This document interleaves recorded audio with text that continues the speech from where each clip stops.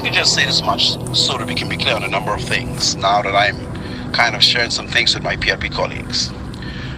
When Mr. Warren Miller, who's now a member of the Progressive Liberal Party, brought the information to the House of Assembly for the first time in reference to Martin Marietta's and the ongoing mining, especially on the island of Grand Bahama, by Bahama Rock and Freeport Aggregate and other mining agencies on that particular island.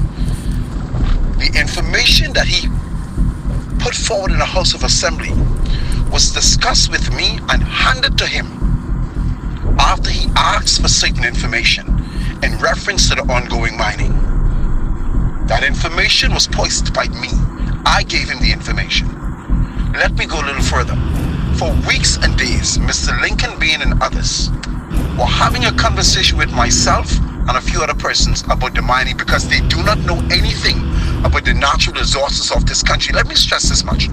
When Lincoln Bean first started talking about the natural resources of this country, he couldn't name 5 of the resources that we have.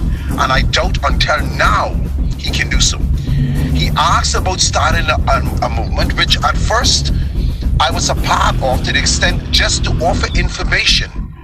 But one of the things that we first discussed about the movement was that we do not inject politics. Because I strongly hold of you at the time when I highlighted that is the fact that if the group is a non-political, non-profit organization, it will attract Bahamians from all walks of life. These are the discussions that we have and have had in the beginning of this movement. A lot of the information that you hear them talking about now, where do you think they got it from? I'm constantly in meeting with many persons. Well, for now, I stopped giving them information because I realized that they're nothing more than another political group.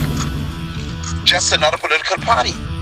And if I knew that the intent was to go political, I would never give them any information on the natural resources of this nation. They would have to do their own research.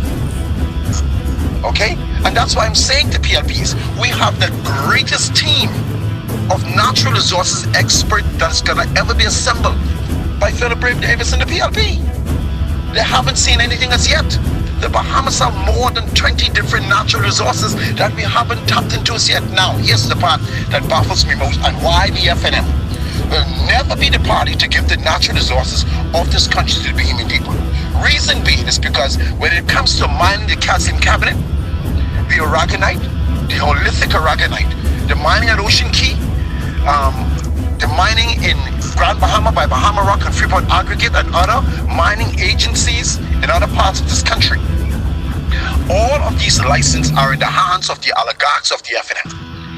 99.9% of the mining license in this country is in the hands of the FNM and their supporters. And this is the reason why the FNM cannot allow the Bahamian people to get their natural resources. And these are the facts.